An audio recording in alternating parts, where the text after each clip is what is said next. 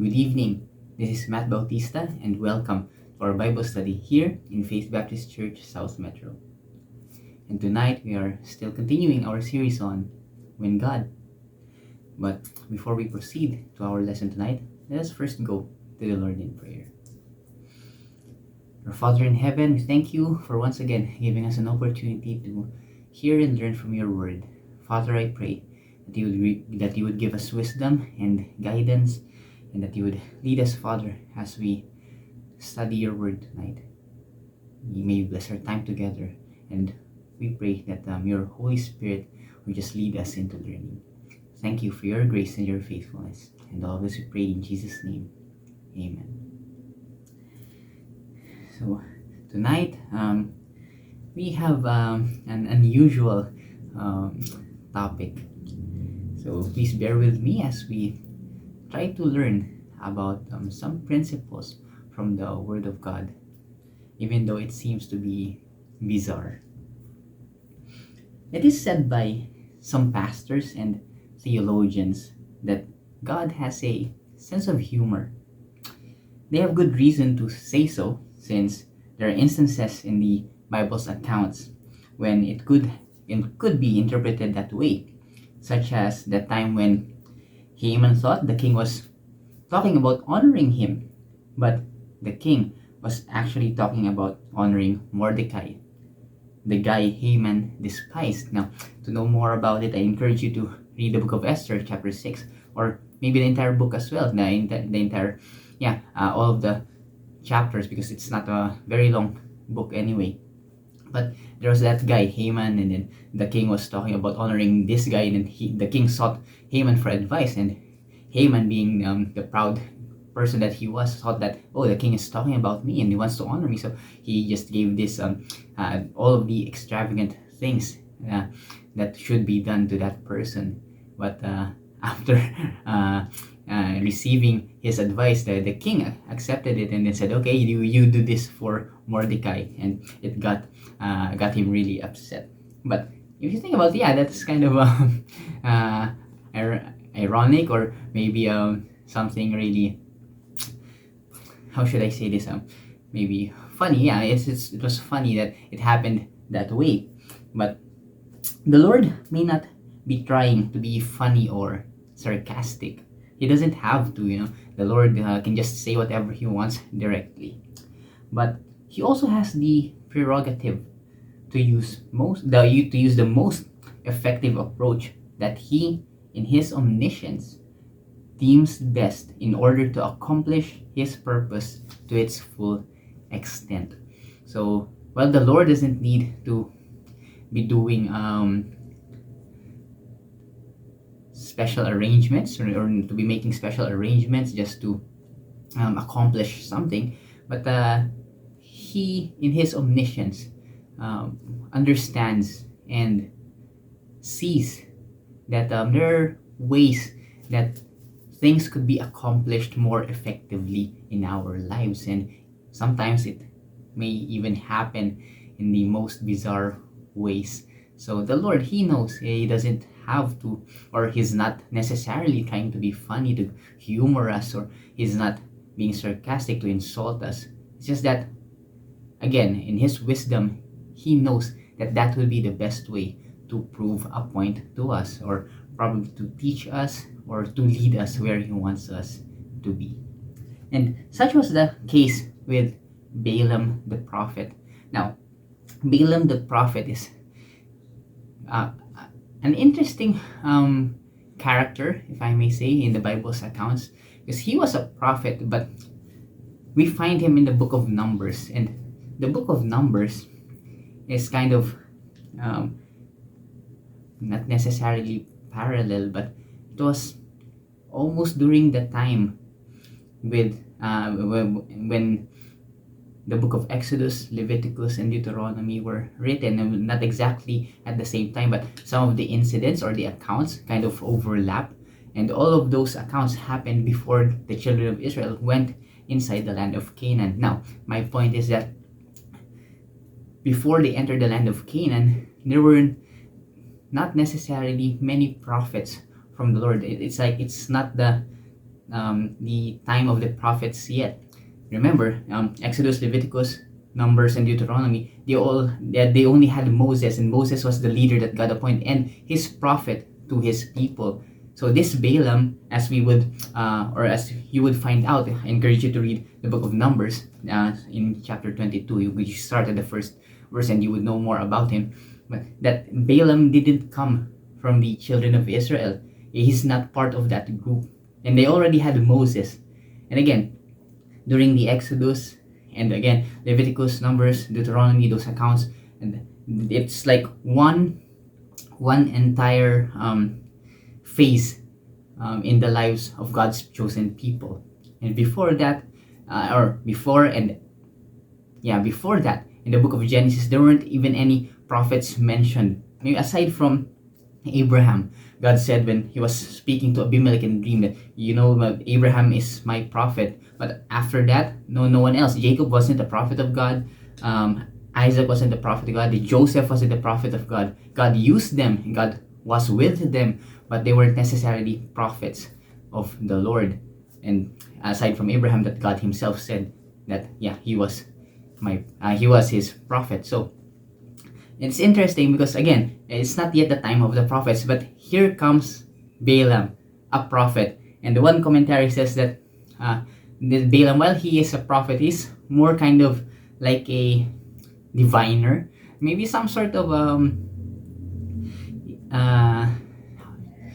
maybe a religious figure, something like that, religious officer in their land at the time. But it was said that he also had an understanding and the knowledge of the true God, the God of Israel, and he acknowledges the Lord, and he listens to him, as we will find out. Again, despite not being in the part of the children of Israel, he or the Lord spoke to him. So so that again, the premise of our study tonight, that while God is not necessarily trying to be funny, but he in his omniscience uses different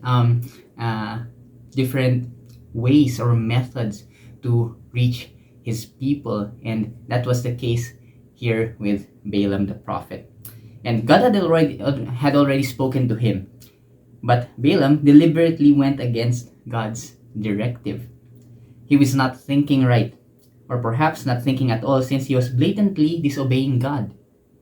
So the Lord resorted to doing something bizarre to get his attention and point out his transgression. So our text is found in the book of Numbers, chapter 22. Again, we're going to start in verse 15 and all the way through verse 35. So please bear with me, it's going to be a long passage. But again, for more background and context, I encourage you to read the first verse in your own time. But this was the time, again, when the children of Israel were going on in their journey, and they fought several battles and have won.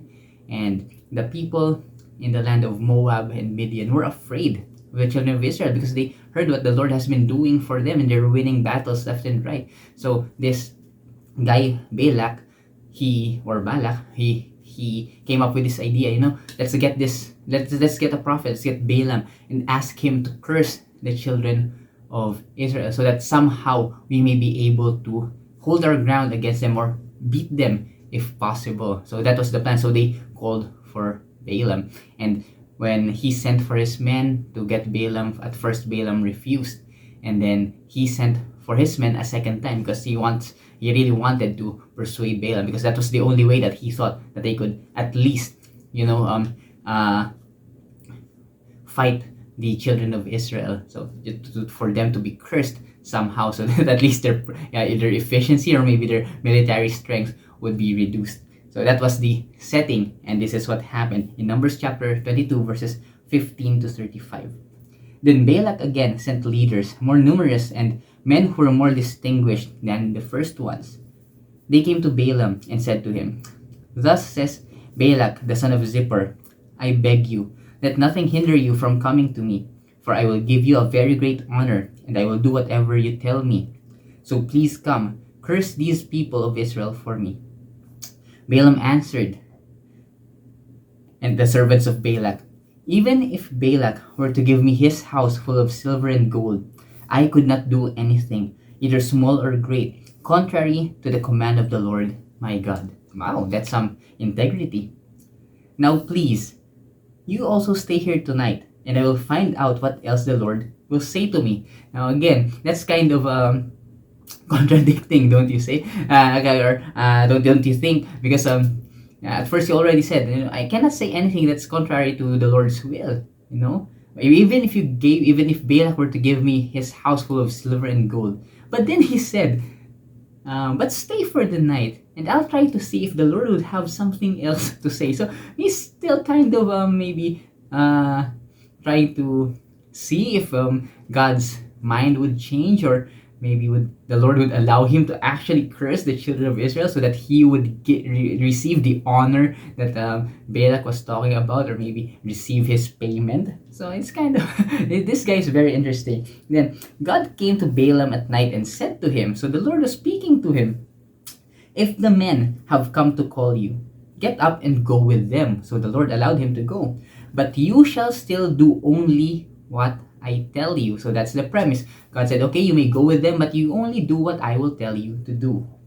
So Balaam got up in the morning and saddled his donkey and went with the leaders of Moab. So this is interesting because a commentary says that men of prominence, a prophet or maybe officers, do not usually saddle their donkeys on their own or their horses. That's done by someone else for them.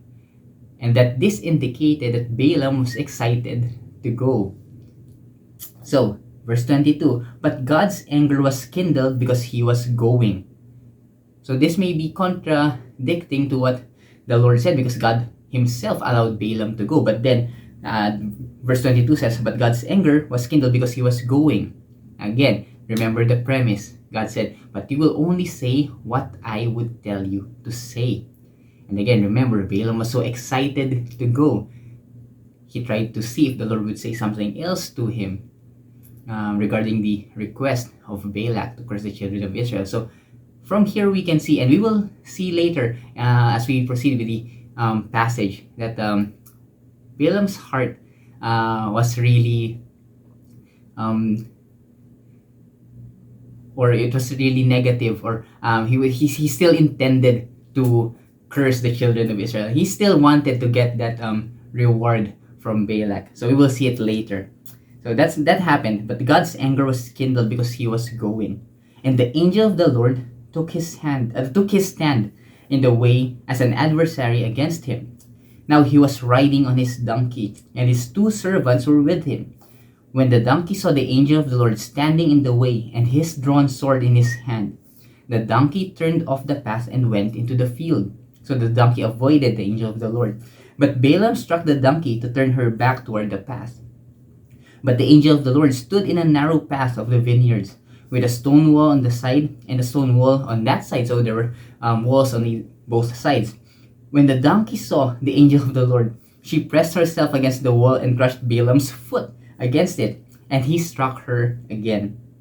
The angel of the Lord went further and stood in a narrow place where there was no room to turn, either to the right or to the left. When the donkey saw the angel of the Lord, she lay down under Balaam. So Balaam was angry, and he struck the donkey a third time. So the donkey really didn't want to get close to the angel of the Lord. And Balaam struck him the third time with his staff. And the Lord opened the mouth of the donkey. And she said to Balaam, what have I done to you that you have struck me these 3 times? Then Balaam said to the donkey, because you have made a mockery of me. If there had been a sword in my hand, I would have killed you by now. The donkey said to Balaam, am I not your donkey on which you have ridden all your life until this day? Have I ever been accustomed to do so to you? And he said, no. Then the Lord opened Balaam's eyes, and he saw the angel of the Lord standing in the way with his drawn sword in his hand. And he bowed his head and lay himself face down. The angel of the Lord said to him, why have you struck your donkey these 3 times? Behold, I have come out to stand against you, because your behavior was obstinate and contrary to me. Now this now proves the idea that Balaam's heart was contrary to the Lord's instruction, because his behavior, the Lord allowed him to go, but his behavior was contrary to what the Lord had commanded. And the Lord sees the intent of his heart. The donkey saw me and turned away from me these 3 times. If she had not turned away from me, I would have certainly killed you now and let her live. Now, I don't know about you, but this statement from God makes me feel, I don't know, maybe because we have a pet dog now, but that's what the Lord said. If it weren't for the donkey, I would have killed you, certainly killed you now, and let the donkey live. We'll talk more about that later. But Balaam said to the angel of the Lord, I have sinned, for I did not know you were standing in the way against me. But now, if my going displeases you, I will turn back. Now, I don't have the right or nor the knowledge to judge Balaam's heart, but this statement of his, to me, kind of suggests that he was actually blaming God. You allowed me to go, because this was his premise. The Lord already told him that your behavior is contrary to me. But he was saying, if my going displeases you, it's like he's blaming God. You allowed me to go, but you know what? If my going displeases you, then I will go back. That's not the premise, right? The Lord allowed him to go, but the Lord said, but your heart was contrary to me. Your behavior is obstinate and contrary to me. That's what the Lord said. It has nothing to do with his going, because the Lord himself allowed him to go, right? Then the angel of the Lord said to Balaam, go with the men, but you shall speak only what I tell you. So the Lord had to say it again. So that meant that Balaam was intending to say something else, to speak something else. So the Lord said, you go with them, but you say what I will tell you to say. The same instruction that God said at first, go with them, but say what I will tell you. But then his behavior was contrary to God's. That's why God had to call his attention. So Balaam went along with the leaders of Balak.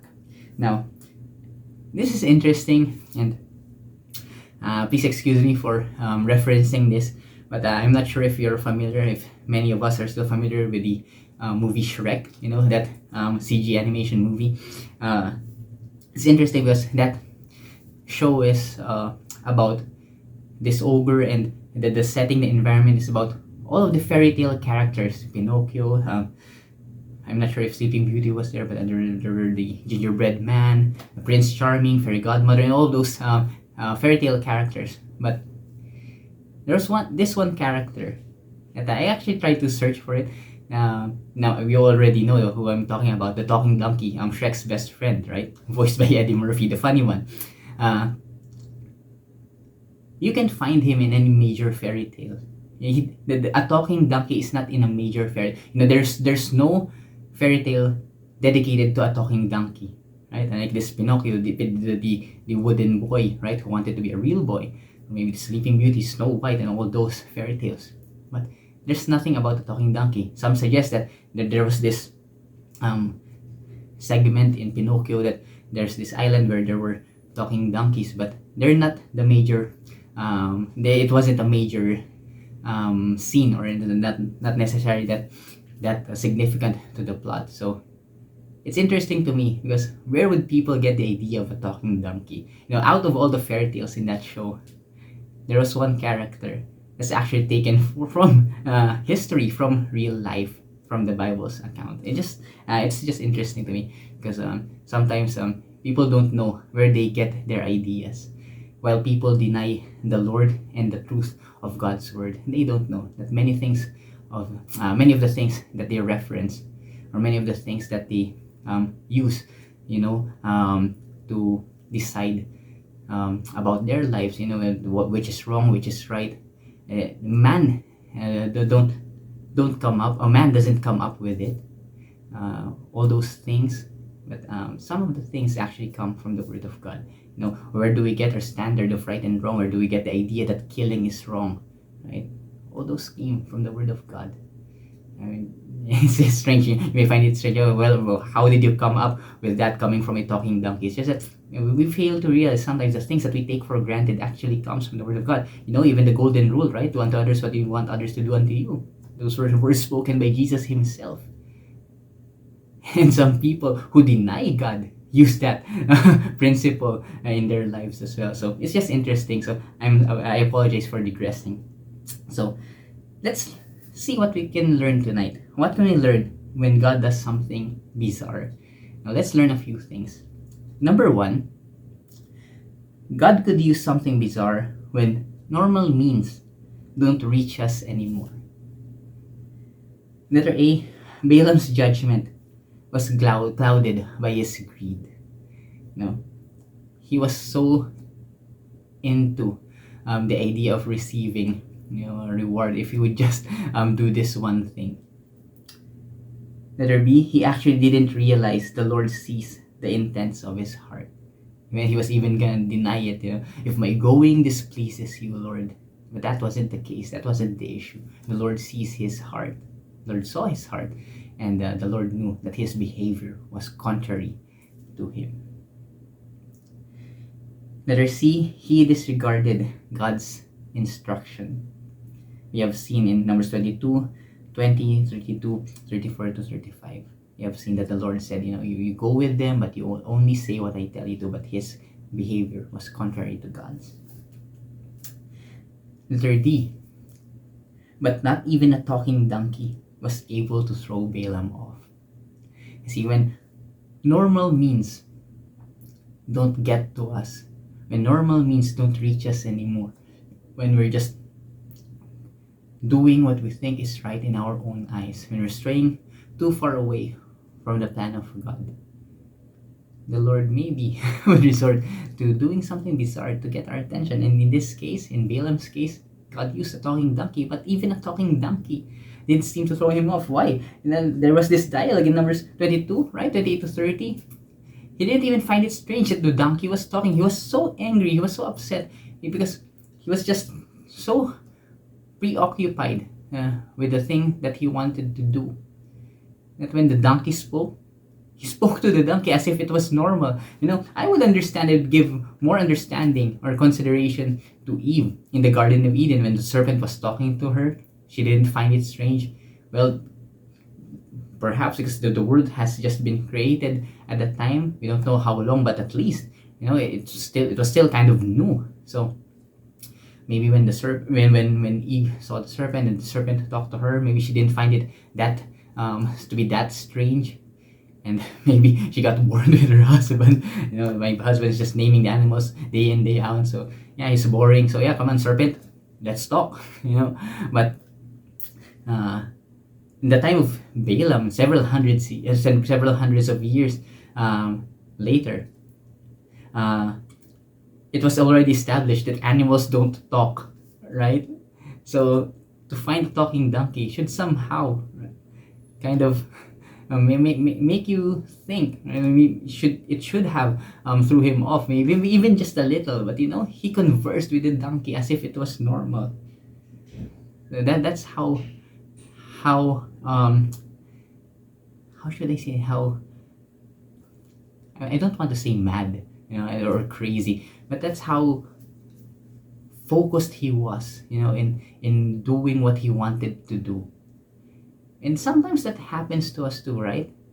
Even when things aren't going the way we expected it to, when we just want to do something so bad, even if things or even when there are problems that come along with it, there are warning signs, or when it's obvious that we really can't do it, somehow we still want to push through with it because we just want to do this thing, even when we're prompted, by our conscience, or maybe have been given warnings by other people, you shouldn't do that, but we just got our mind fixed on doing it. So not even a talking donkey would probably throw us off like Balaam. And that was the case with him. He just wanted to go and to do this. So letter E, God had to open his eyes to show him what the donkey was afraid of, that he himself should have also been afraid of if he wasn't so blinded by his own desires. Number one, he couldn't have not realized he was intentionally going against God's will. God's instruction was, go with them and say what I will tell you to say. But he didn't do that. His intention was still different. His mind, probably because of the account in the Bible, we can safely say that Balaam's thoughts and his intention wasn't that, I will go there and I will try to curse the children of Israel. I'm not even gonna wait for what the Lord would want me to say. Number two, Balaam still intended to curse the children of Israel. But that was the situation, and the Lord used a talking donkey to get his attention. But that didn't even throw him off. He was too preoccupied with his own desires that he got really upset, even when the situation was turning to be unfavorable for what he wanted to do. And remember, there were two servants with him, so he didn't even think that he was looking ridiculous in front of his servants, right? He was talking to a donkey. You don't even know if the servants heard the donkey speaking. Maybe they did, maybe they didn't. But regardless, it was still bizarre that he was talking to a donkey. I'm not sure, maybe after all the incident was done, these two servants were talking about him talking with the donkey. I don't know. It's not recorded, but it would have been a hilarious sight to see. But that's the case, if in our lives sometimes we're just too focused, preoccupied with things that we want to do, even though we know in our hearts that it may be wrong. The Lord may use something bizarre. I'm not saying that He would always, that He has to, but maybe if there's something, or maybe if there is something bizarre happening around us, maybe it's the time for us to stop and think, right? So God could use something bizarre when normal means don't reach us anymore. And number two, God could use something bizarre to show us our own foolishness, like with Balaam. Letter A, since not even a talking donkey caught Balaam's attention, God had to open his eyes to show him his folly and how ridiculous he was behaving. And it's not just Balaam. It's the same with us also, right? There are times when, again, we don't realize that we're acting foolishly already because of what we want to do. So the Lord would have to use something to let us see our reflection and how hard-headed we're becoming and how foolish we're actually being by wanting to really push through with something that we know probably in our hearts that wouldn't be right.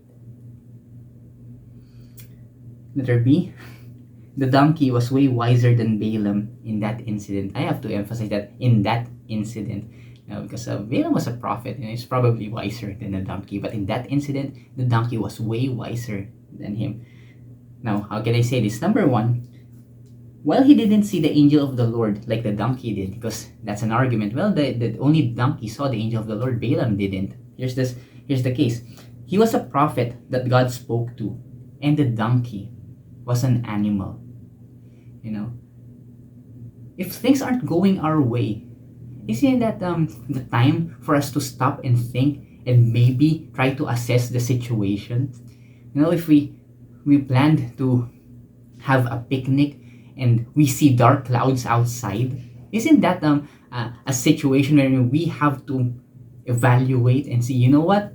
Let's just not go because it might rain. It's the same with Balaam, that it's like the donkey not following him was the dark clouds, preventing him to go. And remember, the Lord gave him an instruction, and his behavior was contrary to God's. So from there, he could have at least assessed or made an evaluation. Oh, hey, then my donkey is not proceeding where I want him to go, or her where I want her to go. Right? Maybe I should. What's happening here? We could have at least asked God. God, you told me to go, and my donkey is not cooperating. What's wrong here? Of course, he wouldn't ask God, because he knew his behavior was contrary to God. So it got him really upset. right? Number two, maybe the Lord wants us to stop and take the time to search our heart and reflect on our actions when things are not going our way. Maybe that's just how it is. When things aren't going our way, it's a time for us to reflect. This song that says, let's stop and talk a while, right? Maybe you should stop and talk with God a while to seek for wisdom and guidance. Maybe what we're doing is wrong. Where we're going is not where He wants us to go. And in reality, things aren't supposed to go our way because things are supposed to go God's way. So if we want things to go our way, maybe we should, and it's not going our way, maybe we should stop and ask God, is this in line with what you want to happen? Is this in line with your way, with your plan for my life? And sadly, despite being a prophet, and being a person that God Himself had spoken to, Balaam didn't even think about doing that. He just proceeded and he vented all of his anger towards the donkey. That poor donkey, the donkey that actually saved his life. And letter C, Balaam told the donkey he would have killed her if he had a sword in his hand for mocking him. But God told him that if it weren't for the donkey's turning away from him, he would have certainly killed Balaam by then and let the donkey live. Again. Number one, the donkey had nothing to lose. It did not have to avoid the angel of the Lord. When the donkey was avoiding the angel of the Lord, God said, if the donkey didn't turn away from me, I will kill you. I would have certainly killed you and let her live. The donkey had nothing to lose if the donkey proceeded. But it didn't. And number two, Balaam's life was spared because a donkey behaved more wisely than him. Because he was being foolish. Again, I don't have the right to judge his heart. I don't know the knowledge of what he was thinking about. But based on the situation, the account of the Bible, we can say that he was acting very foolishly. That the donkey was wiser than him in that situation. Because the donkey's action spared his life. Even though he was beating the donkey, right? He beat the donkey 3 times. He struck the donkey 3 times. But the donkey, just stayed. Number 3, the things that we think are hindering us in life may be God's provision to keep us from ruining our lives. Or maybe to straighten our lives because we need some straightening from the Lord, right? When sometimes there are these obstacles or hindrances in our lives that we think are keeping us from maybe reaching our dreams in life. Again, let's stop and try to seek God's wisdom and guidance because those things may be God's provision that we may not destroy ourselves. It's the same with the Apostle Paul, right? The thorn in the flesh, so that he would be kept from being arrogant or too full of himself because of the knowledge that he knew about the Lord. He himself said that it was God's provision for him. So maybe it's the same for us. Maybe when things don't go our way with what we're planning for ourselves, maybe it's God's way of telling us, don't go there. Don't do that. You'll ruin yourself. That's not my plan for you. And it was the same for Balaam. That's not my plan. If you proceed, I'm going to kill you. And that's thanks to the donkey, his life was spared. So God could use something bizarre to show us our own foolishness. Because sometimes we may not realize, we're not God. We're human.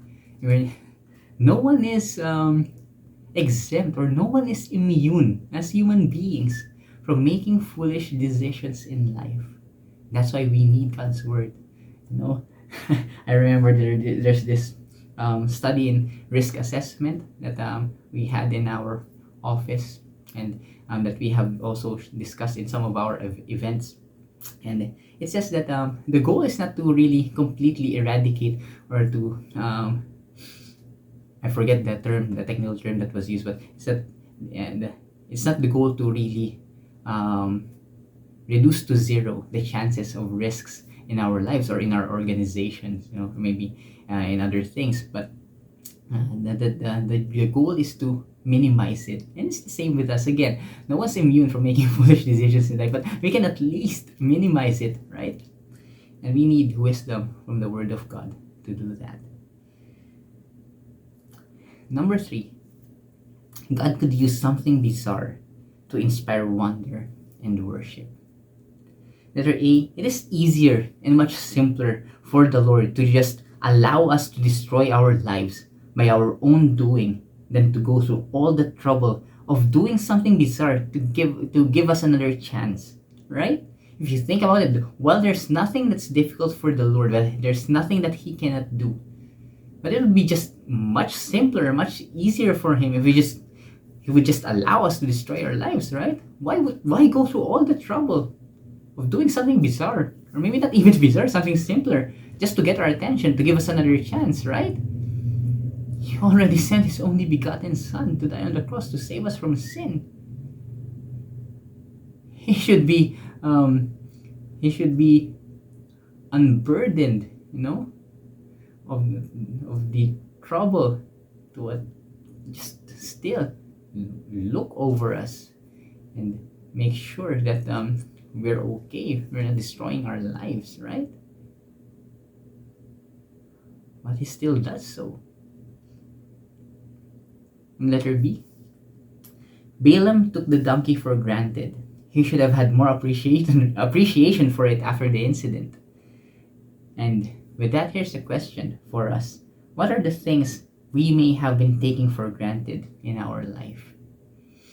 It's interesting how the donkey was talking to Balaam. Let me find that. The donkey said to Balaam in verse 30, "Am I not your donkey on which you have ridden all your life until this day?" And what are the things in our life that the Lord has given to us that we take for granted, that keep us from expressing our gratitude to Him, limiting our worship? Because we take things for granted and we think that there's nothing to thank God for. But in reality, there's just so much, and we cannot outthank the Lord. So what are the things that maybe would lead us into, like Balaam, making the wrong choice, the foolish choices in our lives? Because we just fail to realize the things that the Lord has already given to us. Maybe the things that we end up hating or we find to be annoying in our lives, like with Balaam, the donkey, he beat the donkey 3 times, right? Because he thought that it was keeping him from reaching his goal. Maybe that's God's provision for us. Again, it would be a good time for us to reflect and see what God's will is for us. And letter C, the Lord may have a fondness for donkeys to accomplish His purpose, since He let His only begotten Son to ride on one in His triumphal entry. You can find the account in Matthew 21, 1-11. We're not going to take the time to read it. You may read it in your own time. So in conclusion, desperate times call for desperate measures. God is not desperate. We are. Our heart is desperately wicked, and we are in desperate need of help. And the Lord, being gracious, does not hesitate to use something bizarre for our sake. If God can use a donkey to accomplish His purpose, how much more could He use human beings, you and me, that He made in His image? How much more could He use you for His plan? 1 Corinthians 2:9 says, "But as it is written, eye has not seen, nor ear heard, neither have entered into the heart of man, the things which God hath prepared for them that love Him." We have no idea what God can do in our lives if only we would let Him take control of it. I apologize I spent more time than usual, but I think this study is interesting. So thank you very much for bearing with me. Let's close in a word of prayer. Father in heaven, thank you for your goodness. Thank you for your grace. Thank you, Father, for not limiting your options in reaching out to us. Father, I thank you for just going out of your way to save us from our own bad choices in life. Thank you, Lord, for thinking about us. Thank you, Father, for protecting us from ourselves even. And we pray that you would help us to follow you. May you give us the strength and the wisdom to walk with you and not to lose our way. Thank you for your grace and your faithfulness. And all of this we pray in Jesus' name. Amen. Thank you very much for your time, and may you join us again next time as we learn from God's Word.